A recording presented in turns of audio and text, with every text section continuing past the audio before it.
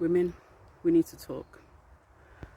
So, about a week ago, my friend called me to let me know that her fiance was charged. He's been charged with fraud. So, her life is shattered basically.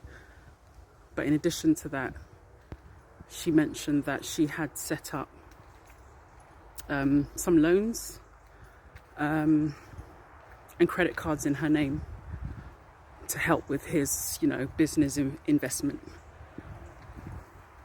So that's linked to the fraud now. So obviously she's beside herself and just going through a lot of things. So I'm feeling it for her, really feeling it for her. But I could tell there was something about him. I could just tell. And you can't tell your friends that, can you? When they're in love and they want their second chance, you don't want to ruin it for them. So I think for me, it's not a surprise in terms of what's happened. But I'm gutted, she's gutted, and obviously I'm trying to be a friend for her. But I guess the reason I've come to you ladies, sisters, is because I want to understand, why do women fall for, the bad boys, the, ones that are potential criminals, instead of nice guys, And I was looking at some studies a while ago, and it mentioned about, women are attracted to risk takers and also rebels. There's something about, the excitement of their world that, attracts them to that kind of lifestyle, as opposed to, a nice guy who can provide security and stability. And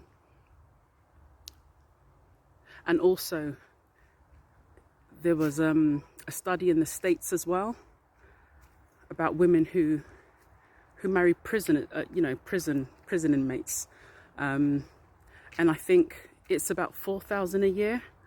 4,000 women marry prison inmates every single year, and we're talking about gangsters, we're talking about murderers. It's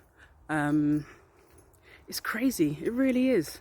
And then there was another study about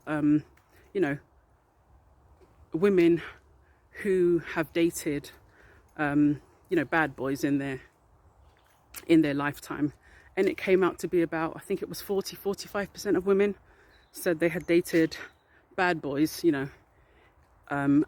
during one period of their life, which, I guess it's not a shock as long as you don't kind of end up with them. But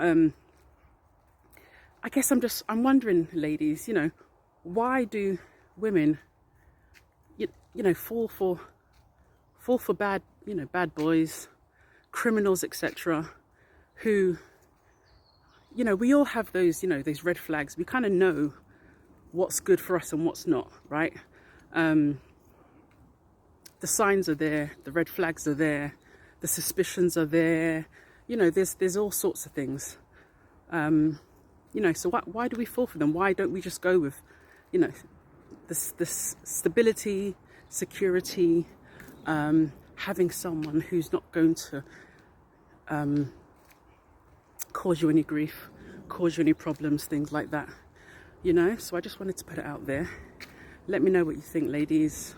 For those of you who, are suffering in this, in this dilemma where you're with someone who just isn't treating you right, and especially if you think they're potential criminals, just reevaluate your situation. Why are you with them? How are they adding value to your life, apart from potentially giving you a bit of a exciting time, but you know where it's going to end. So yeah, love yourself, ladies. Love yourselves. You're worthy of a man who's going to treat you right. You're worthy of staying out of jail. You're worthy of not getting your heart broken, you know? And that's finding someone who's right for you, as opposed to someone who is gonna put you in jail, potentially. So yeah, tell me what you think. Why do women fall for bad boys instead of nice guys? There's a lot of nice guys out there, and guys, you know, if you want to comment, please feel free to comment as well. I'm happy to hear your views, but it's a very, very it's an interesting topic, isn't it? Falling for someone who you know you shouldn't fall for, knowing what they potentially could be capable of, but sticking with that anyway, and then dealing with the consequences of your actions. Yeah, tell me what you think. And it's Friday. Happy Friday. Have a lovely Friday. Peace, happiness, many blessings and love.